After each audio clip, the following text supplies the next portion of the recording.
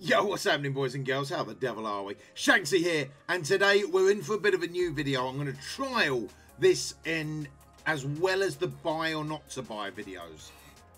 So normally during the buy or not to buy videos, what we do is we look at the character, we pick up the offer, we open the orbs, then we do some gameplay, and they actually end up being fairly long episodes, whether they be about 20-25 minutes, something like that. So what I'm thinking about doing, guys, is actually breaking that down into two parts and having a first look at the character when they very first come into the game, even before the orbs go live or anything like that. And then during the buy or not to buy videos, we pick up the offer, we open the orbs, we show the gameplay. So hopefully it's going to condense them into like 2 10-minute videos or something like that. And hopefully you guys like them. So we are going to have a little look today at Corvus Glaive before he's come into the game. So without further ado, let's get into it.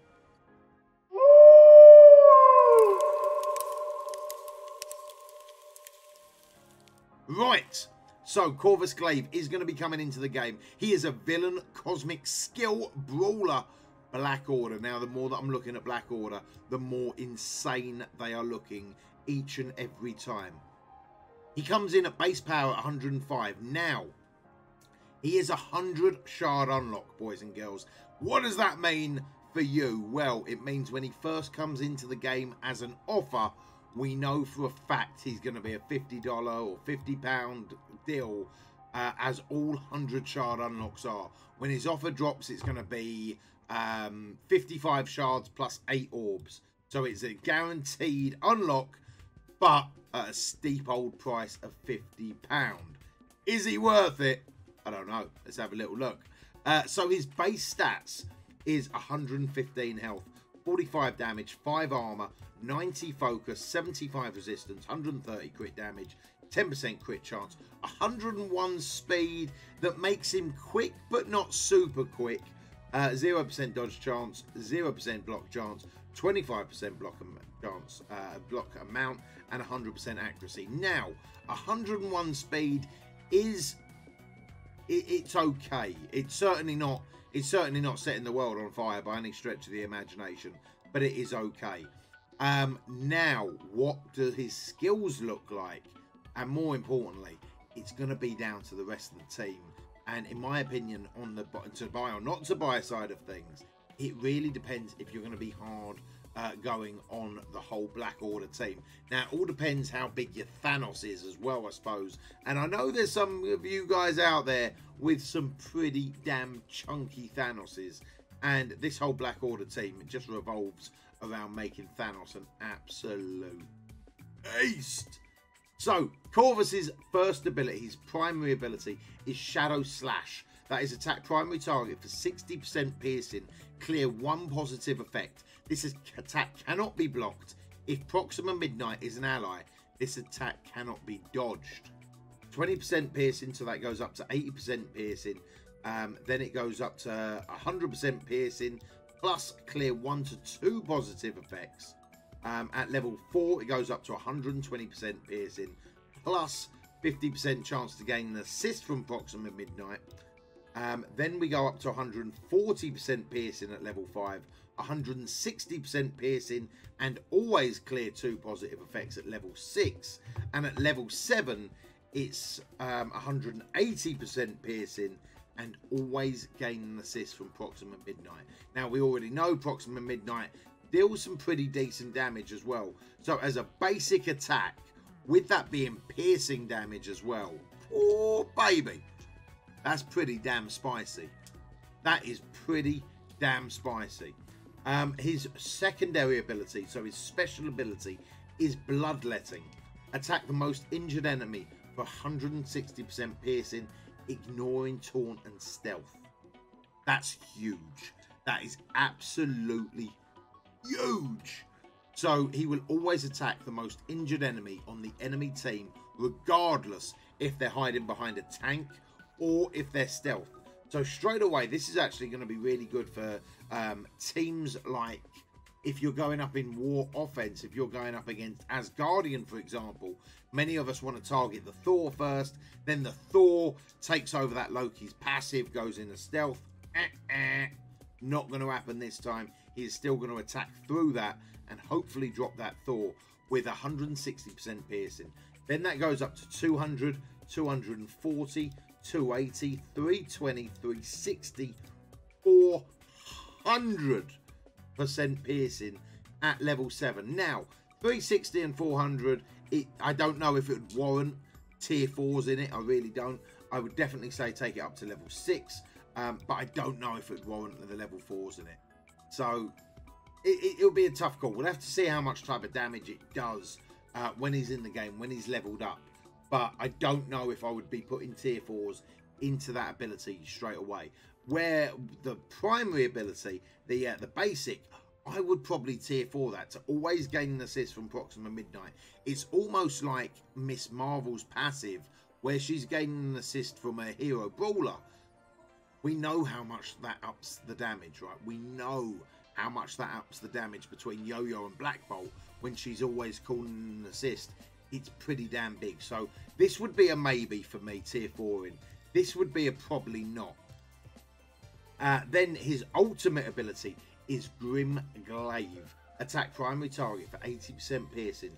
During stealth, this ability deals double damage against the primary target if they have defense up.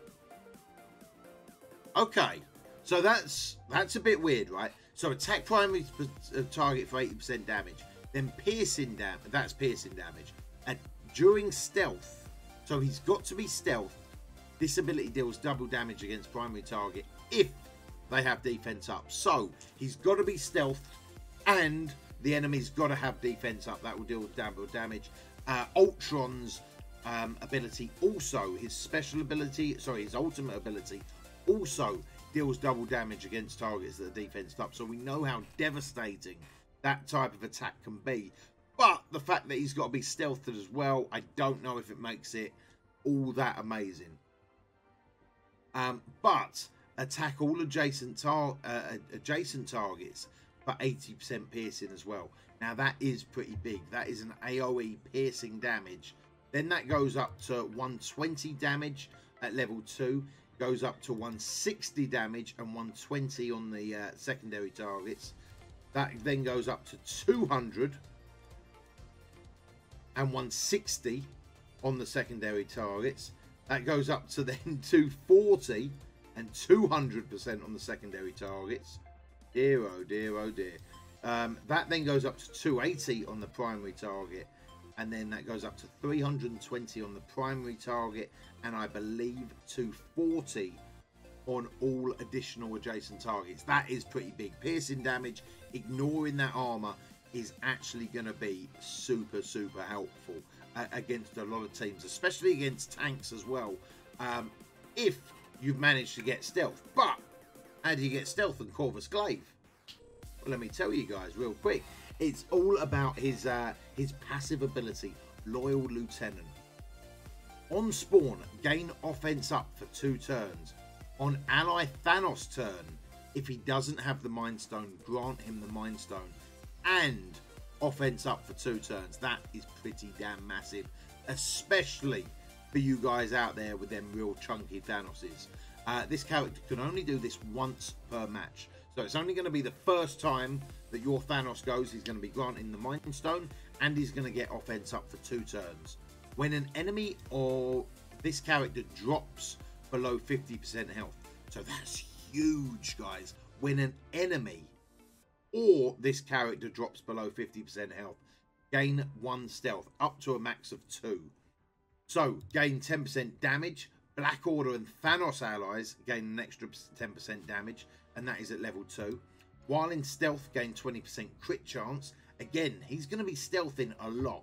Anytime an enemy drops below 50% health, he's going to be gaining stealth. That's huge. While in stealth, gain an extra 20% crit damage. Gain an extra 10% damage for Black Order and Thanos allies.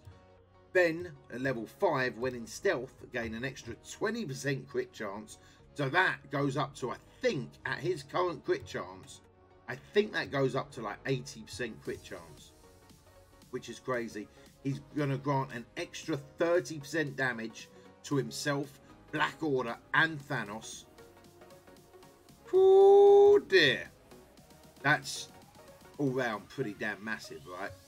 All round pretty damn massive. Plus, he's granting Thanos the Mind Stone. Now, what we know is when he gets all of the stones, he's going to become empowered, and his empowered looks absolutely saucy. With the extra assists from Proxima Midnight, with the ability to ignore taunts, attack the most injured enemy, and with a big piercing AoE damage, I've got to be honest, he's looking absolutely awesome. And I would firmly say he's a buy option if you are going down the Black Order route. If you have already got a very big Thanos and you want to be working on that team, Corvus Glaive looks like he's going to be a guaranteed buy. Does he stand alone though?